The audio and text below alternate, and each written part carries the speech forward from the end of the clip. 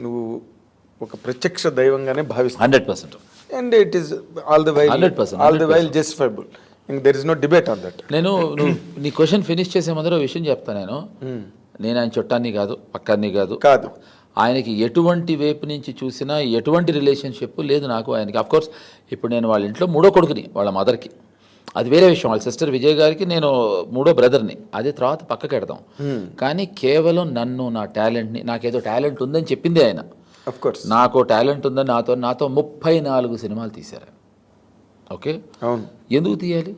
కేవలం ఇంకొక విషయం, రాము గారు నాకేం ఛాన్స్ ఇవ్వలేదు.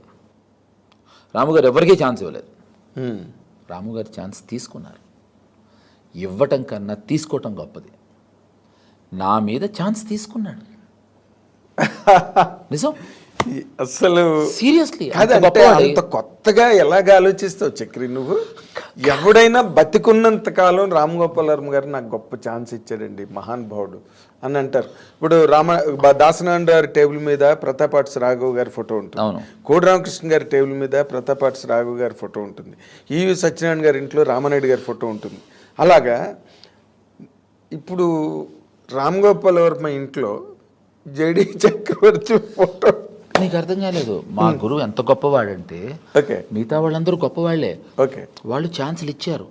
నా గురువు నాలాంటి వాడి మీద ఛాన్స్ తీసుకున్నాడు.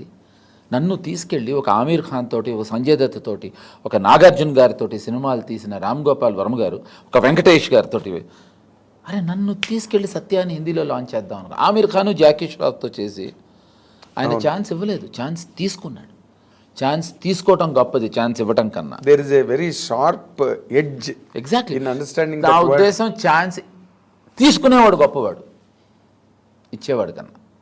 ఎగ్జాక్ట్లీ, ఇది చాలా చాలా ఎలాబరేట్ మీనింగ్ ఉన్న మాట. సో అందుకని నేను నా గురువు, ఇంతకీ నీ క్వశ్చన్ ఏదో మధ్యలో ఆపాను. రామ్ గోపాల్ వర్మ గారు ఆయన ప్రత్యక్ష దైవం. కరెక్ట్. నీ నువ్వు అవకాశం ఇచ్చావు ఆయనకి, ఇదంతా బాగుంది. నేను ఇవ్వలేదు అవకాశం, ఆయన నా మీద ఛాన్స్ తీసుకున్నాడు. అదేనబ్బా, అదే రిస్క్ తీసుకున్నాడు. అవ్వ పేరే ముసలమ్మ. నువ్వు ఇందాక రిస్క్ తీసుకున్నాడు. దట్స్ నా మీద రిస్క్ తీసుకున్నాడు, టేక్ చేసాడు ఆయన.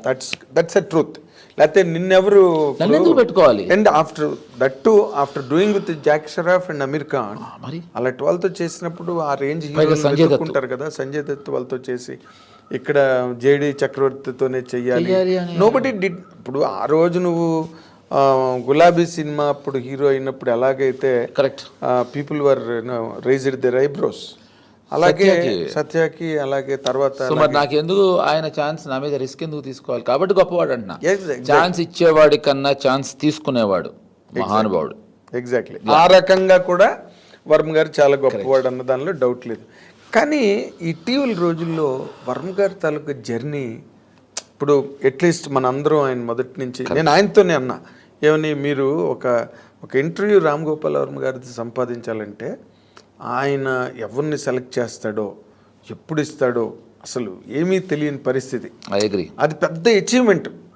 నాకు ఆ రోజుల్లో మేము ఆంధ్రజ్యోతిలో ఉన్నప్పుడు I was only the achiever in entire press, ఇది ఇంక్లూడింగ్ ఇంగ్లీష్ డైలీస్ ఆల్సో. రాము గారిని రీచ్ అవ్వాలంటే మమ్మల్ని ఎంత టార్చర్ చేసేవారు మిగతా జర్నలిస్టులు అందరూ కూడా నాకు తెలుసు. I remember. ఆ టైంలో కంపెనీకి పిఆర్ఓ ఉండకూడదు అన్న టైంలో నేను మన గిరిధర్ని బలవంతంగా తీసుకెళ్ళి కంపెనీకి పిఆర్ఓగా పెట్టా. నాకు గుర్తుంది. పెట్టు, జీతం ఇవ్వు, కానీ నా ఇంటర్వ్యూలు నేను ఇవ్వనని చెప్పాడు. మీరు ఇచ్చిన ఇవ్వబోయినా గిరి ఉండాల్సిందే మన కంపెనీకి అని పెట్టా. So what's your question? అదే, అలాంటి ఆయన ఇటీవల రోజుల్లో అలాగా డిఫరెంట్ ప్రపోర్షన్స్లోకి, అంటే సంథింగ్స్ అంత డైజెస్ట్ అవ్వట్లేదు అంటావు ఒక మాటలో. నేను ఒక మాటలో మీ అందరికీ ఇవాళ నిజం చెప్పాలి అంటే, ఇప్పటి వరకు అబద్ధాలు చెప్పానా అంటే చెప్పుండొచ్చు. సో క్వశ్చన్ ఏంటంటే, మీడియా ఈ ప్లాట్ఫామ్స్ రావటం వల్ల రాము గారి గురించి మీరు ఇవాళ ఇవన్నీ చూడటం వల్ల, తెలుసుకోవటం వల్ల, తెలియటం వల్ల ఏంటి ఇలా అంటున్నారు. రాము గారు నాకు పరిచయం అయిన రోజు నుంచి ఇలాగే ఉన్నారు.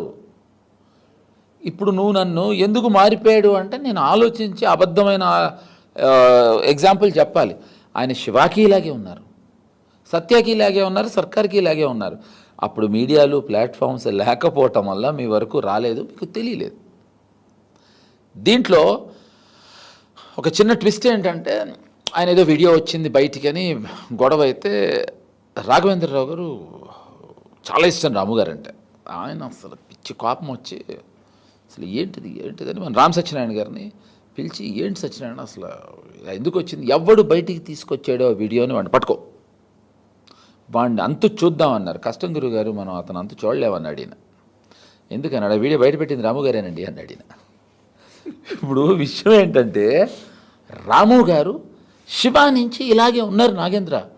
కాబట్టి నాకు ఇప్పుడు ఈ ప్రశ్న అడిగినప్పుడు ఒక షాక్. అబ్సల్యూట్గా సత్య సినిమా అయిన తర్వాత ఈ భూతల ప్రపంచంలో ఎవడైనా కౌన్ అనే సినిమా తీస్తాడయ్యా? నా బికాస్ అప్పుడు మీడియా లేదు. ఇది మీడియా ఉంది కానీ ఇలా లేదు, ప్లాట్ఫామ్స్ ఇంత ఇలా లేదు కదా. So it is, if it is madness then it is madness. Shiva అయిన తర్వాత రాత్రి తీయటం ఏంటి అసలు? అవును. Ramu garu is always been a maverick, is always been like this. Yes. ఇప్పుడు ఇది రావటం వల్ల ఆయన మారిపోయాడు, చెడిపోయాడు, ఆయన వేరే రకంగా ఉన్నాడు అని అనుకుంటున్నారు. ఆయన ఇలాగే ఉన్నారు బాబు.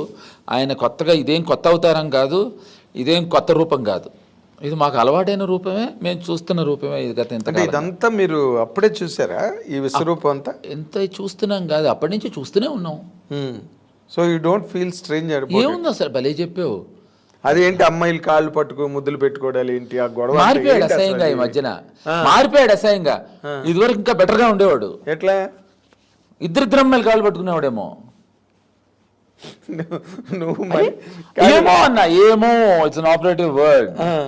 ఆయన అసలు కాదు, ఆ లెస్బియన్స్ మీద సినిమా తీయడం ఏంటి? ఇప్పుడు ఒక విషయం చెప్పనా, ఇప్పుడు ఏం చెప్పరా? ఆయన దగ్గర దెయ్యాల మీద సినిమా తీసినప్పుడు మరి మీరేం అడగలేదే, ఏంటి దెయ్యాల మీద సినిమా తీస్తున్నారని? నేను అడిగాను కదా. ఏ అండర్ వరల్డ్ ఇంత గొప్ప సినిమా సత్య అంటున్నారే, ఒక అండర్ వరల్డ్ వర్డ్ ని హీరో చేసి సినిమా తీసినప్పుడు అడగలేదే?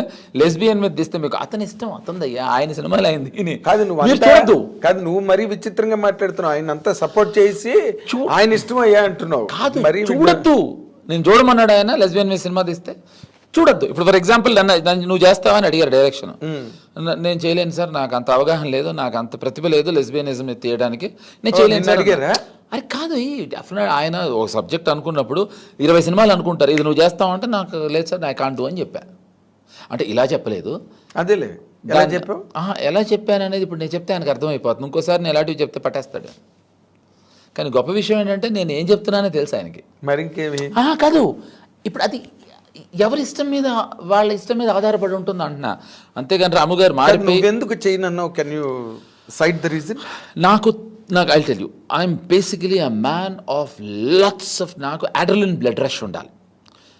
It should be an action film or a thriller తప్ప. నేను మిగతా జానర్ నేను I'm not comfortable, I'm not good. Okay, I'm not good. So నేను కానప్పుడు నేను ఎందుకు చేయాలి, నాకు రానప్పుడు ఎందుకు చేయాలి? అలా 2-3 సినిమాలు చేసి చేతులు కాల్చేసుకున్నా.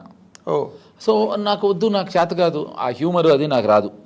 హ్యూమర్ అంటే ఈ స్లాప్స్టిక్ కామెడీ చాలా ఇష్టం నాకు, కానీ తీయలేను నేను.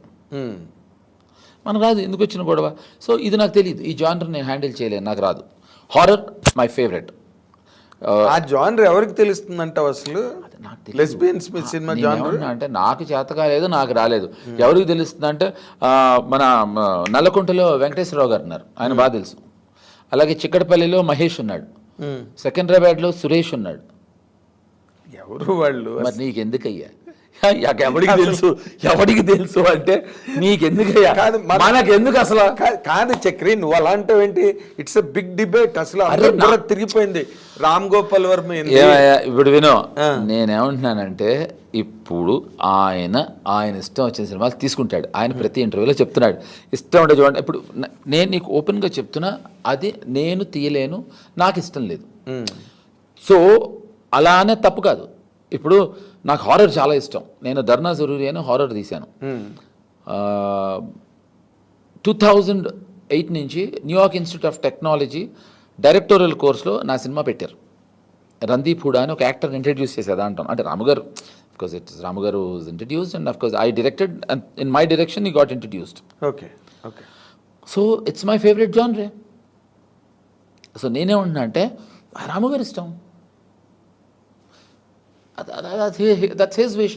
జిఎస్టీ ఉంది, నో, నేను అలాంటి సినిమాలు తీయలేను, నాకు రాదు, చేత కాదు. సో అది ఆయన ఇష్టం అంటున్నా. ఆయన ఇలాగే ఉన్నారు. అమ్మాయిల పాదాలు నాకాడా,